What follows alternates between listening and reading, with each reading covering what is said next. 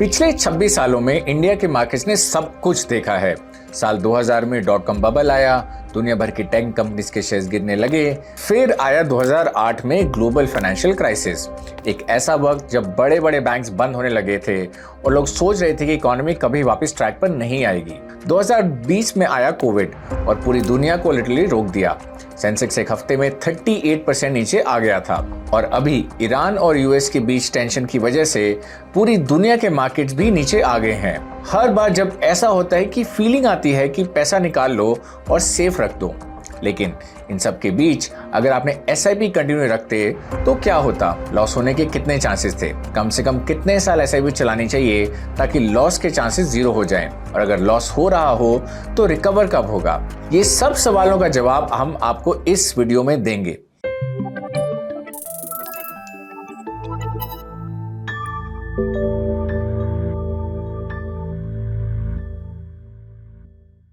Hello and welcome to ET Money's Hindi YouTube channel.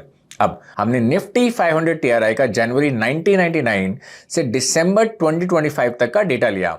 उसमें 316 अलग अलग मंथली एसआईपी सिनेरियोज एनालाइज किए और 3 बड़े मार्केट क्रैशेस को कवर किया। और जो पैटर्न्स इस डेटा में निकले वो आपको शायद कहीं और चैनल पे देखने को नहीं मिलेंगे, इसलिए इस वीडियो को एंड तक जरूर देखें। चलिए, तो सबसे पहले हमने ये डेटा कैसे एनालाइज किया है, क्या एजम्पशंस लिए हैं और थोड़ा सा उस पर बात करते हैं। फिर एक एक करके सारी फाइंडिंग्स आपको बताएंगे। लेकिन वीडियो में आगे बढ़ने से पहले एक जरूरी बात, हम यहाँ एसआईपी के बारे में डिटेल में बात करेंगे, लेकिन एसआईपी से मैक्सिमम फायदा तभी होता है जब आप अच्छे फंड्स में इन्वेस्ट करते हैं। अब इंडिया में 2000 प्लस म्यूचुअल फंड्स हैं, तो अपने लिए अच्छा फंड चूज करना डिफिकल्ट हो सकता है। इसी प्रॉब्लम को सॉल्व करने के लिए हमने बनाया है ईटी मनी सिलेक्ट। ये एक list of top mutual funds है that is build just for you. These funds are picked not just based on returns, but बल्कि on how consistently वो returns deliver करते हैं and markets fall में वो कितने अच्छे से returns को protect करते हैं। लिस्ट आपकी रिस्क एपेटाइट के हिसाब से पर्सनलाइज होती है और इसमें लॉन्ग टर्म, मीडियम टर्म और शॉर्ट टर्म तीनों के लिए फंड्स मिलते हैं।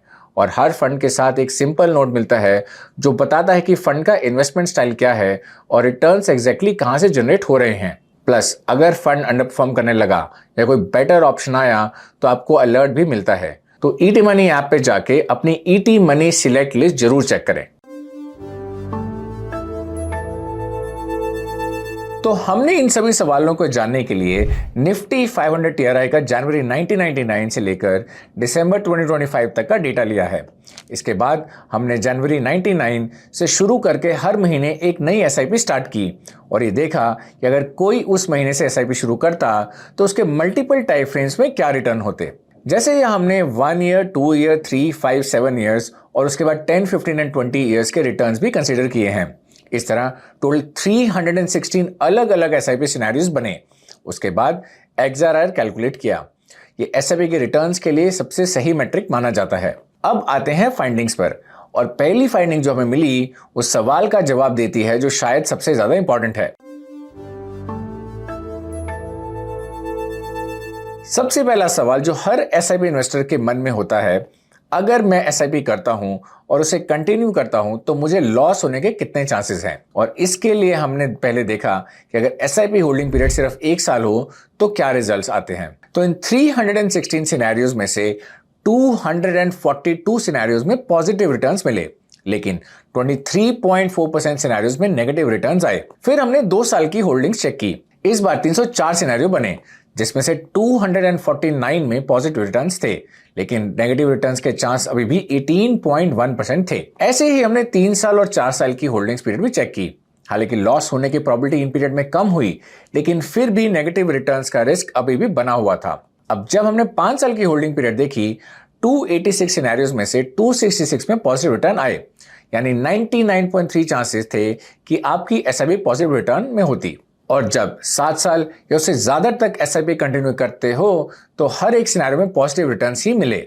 इस डेटा से एक बात बिल्कुल क्लियर हो जाती है, अगर आप अपनी एसआईपी को कम से कम 7 साल तक कंटिन्यू करते हैं तो पॉजिटिव रिटर्न्स मिलने के चांसेस बहुत बढ़ जाते हैं। और ये भी ध्यान रखें, इस एनालिसिस में 1999 से 2025 तक के सारे बड़े मार्केट क्रैशेस हमने ऑलरेडी कवर किए हैं। तो चलिए, अभी तक हमने ये समझा है कि अगर 7 साल तक एसआईपी कंटिन्यू रखते हो तो लॉस होने के चांसेस बहुत कम हो जाते हैं।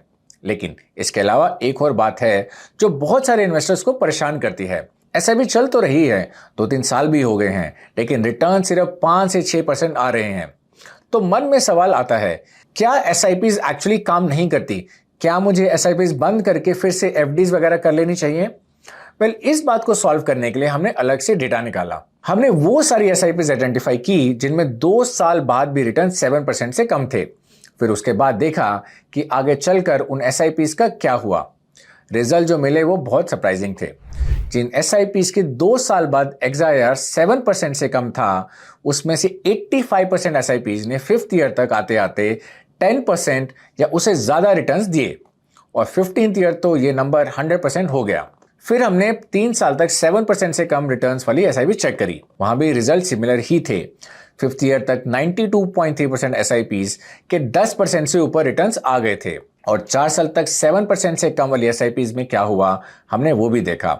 और यहां भी 5th ईयर तक 91.7% एसआईपीज के 10% से ज्यादा रिटर्न्स पहुंच गए थे, और 10th ईयर तक ये फिगर 96.7% हो गया था। अगर आपको एसआईपी से 2, 3 या 4 साल के रिटर्न्स डिसअपॉइंटिंग लग रहे हैं, तो इसका मतलब ये नहीं है कि एसआईपीज खराब हैं और आपको स्टॉप कर देना चाहिए।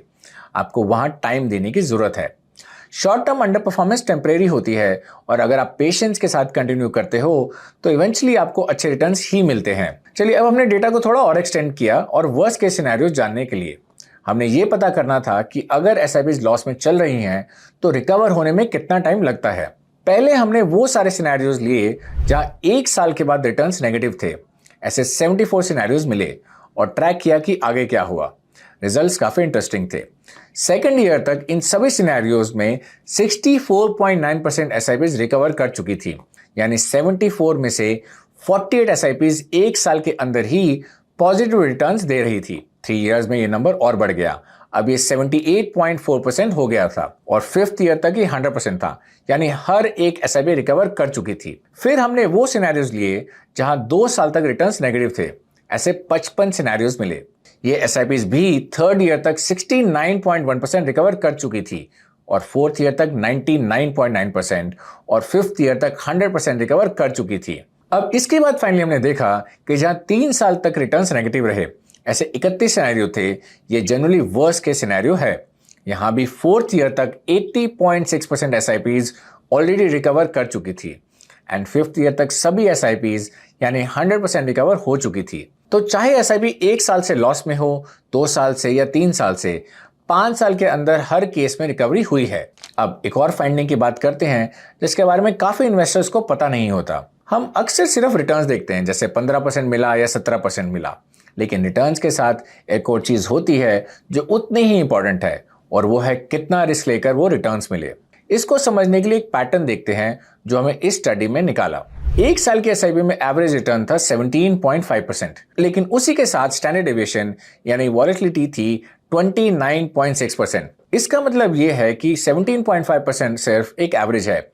इसको 50% मिला होगा तो किसी को -12% भी मिला होगा। रिटर्न्स पर अनसर्टेनिटी बहुत ज्यादा थी। इसको मेजर करने का एक प्रॉपर तरीका है शार्प रेशो। ये बताता है कि कितना रिस्क लेकर ये रिटर्न्स मिले। शार्प रेशो जितना ज्यादा होगा, यानी उतना कम रिस्क लेके उतने बेटर रिटर्न्स दिए गए।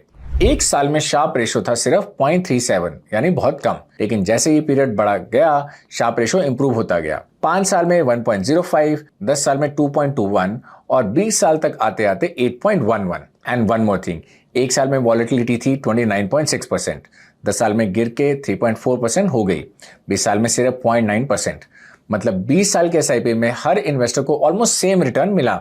वहां आते आते अनसर्टेनिटी प्रैक्टिकली खत्म हो चुकी थी। तो इस डेटा एक सिंपल कंक्लूजन मिलता है, जितनी लंबी एसआईपी चलाओगे अच्छे रिटर्न्स मिलने के चांसेस उतने ज्यादा होंगे, और उस पर रिस्क भी कम होगा। तो अब हम वीडियो के फाइनल पार्ट पर आ गए हैं। इस सारी फाइंडिंग्स को एक बार समराइज करते हैं।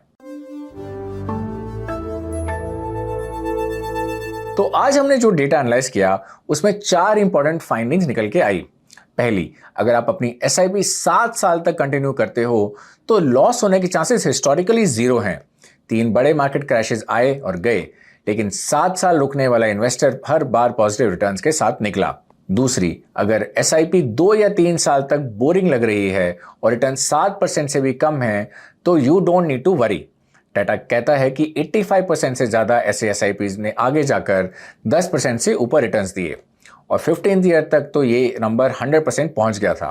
पेशेंस रखना सबसे ज़्यादा ज़रूरी है। तीसरी, अगर SIP लॉस में है तो ये परमानेंट नहीं है, चाहे 1 साल से लॉस में हो, 2 साल से या 3 साल से। 5th ईयर तक हर एक केस में रिकवरी हुई है। एंड लास्टली, जितनी लंबी SIP चलाओगे उतना रिस्क कम होगा और रिटर्न्स मिलने की सर्टेनिटी बढ़ती जाएगी। 1 साल में शार्प रेशो था सिर्फ 0.37, 20 साल में वही 8.11% हो जाता है।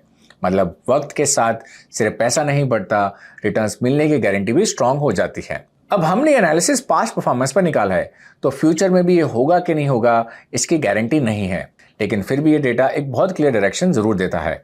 SIPs में सबसे बड़ी गलती परफेक्ट टाइमिंग या परफेक्ट फंड ढूंढना नहीं है। सबसे बड़ी गलती है अगर आप SIP बीच में रोक देते हैं, बिल्कुल उसी वक्त जब आपको ये नहीं करना चाहिए था। तो बस आज के लिए इतना ही। आई होप आपको ये वीडियो अच्छा लगा, और अगर आपको ये अच्छा लगा तो इसे अपने फ्रेंड्स और फैमिली के साथ जरूर शेयर करें। Will be back with another video. Till then take care. Mutual fund investments are subject to market risks. Read all scheme related documents carefully.